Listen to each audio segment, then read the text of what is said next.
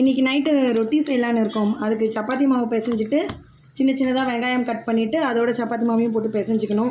அப்புறம் காரத்துக்காக பச்சை மிளகா, நெக்ஸ்ட்டு கருவேப்பிலை, கொத்தமல்லி எல்லாத்தையும் போட்டு நல்லா எண்ணெய் விட்டு நல்லா பிசைஞ்சிக்கணும். பிசைஞ்சு சப்பாத்தி எப்படி நம்ம உருட்டி சப்பாத்தி மாதிரி தட்டுவோமோ அதே மாதிரி தட்டி அடுப்பில் போட்டு சுட்டு எடுத்து சாப்பிட்லாம். அவ்வளோதான். இப்போ எல்லாமே வந்துட்டு போட்டாச்சு. நெக்ஸ்ட்டு எல்லாத்தையும் ஒன்றா சேர்த்து மிக்ஸ் பண்ணிவிட்டு பால்ஸ் மாதிரி நம்ம உருட்டி வச்சுக்கலாம்.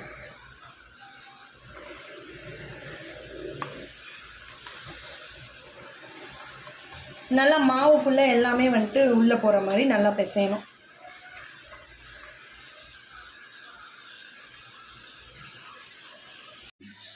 இப்போது சப்பாத்தியை வந்துட்டு உருட்டி எல்லாம் ரெடி பண்ணி வைக்கலாம். நல்லா உருட்டிட்டு தொடு மாவில் தொட்டுக்கலாம்.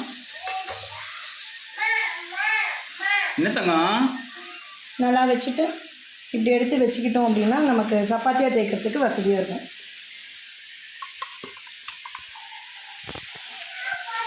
என்ன மாவு? அதே கோதுமை மாவு தான்.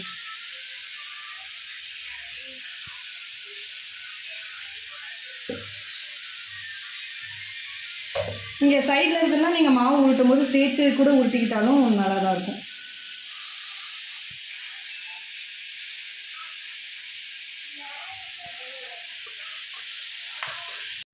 சப்பாத்தியாக நம்ம தேய்க்க ஆரம்பிச்சிடலாம். சின்னதாகவும் தேய்ச்சிக்கலாம், பெருசாகவும் தேய்ச்சிக்கலாம்.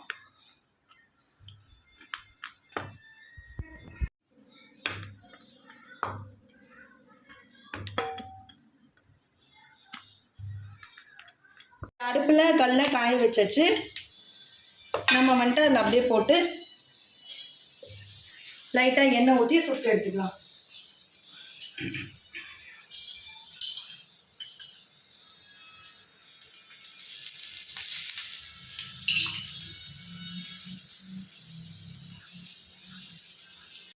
இதில் நம்ம வெங்காயம், பச்சை மிளகா எல்லாம் போட்டிருக்கிறதுனால இதுக்கு சைட் டிஷ்லாம் எதுவும் தேவைப்படாது. ஸோ நம்ம அப்படியே கூட சாப்பிட்லாம். உங்களுக்கு வேணும்னா நீங்கள் தேங்காய் சட்னி கூட இது கூட வச்சு சாப்பிட்லாம். செம்ம சூடுங்க, செம்மையாக இருக்கும் போல இருக்குது. டேஸ்ட்டு இது ஐ மீன் ஸ்மெல்லே சூப்பராக இருக்குது.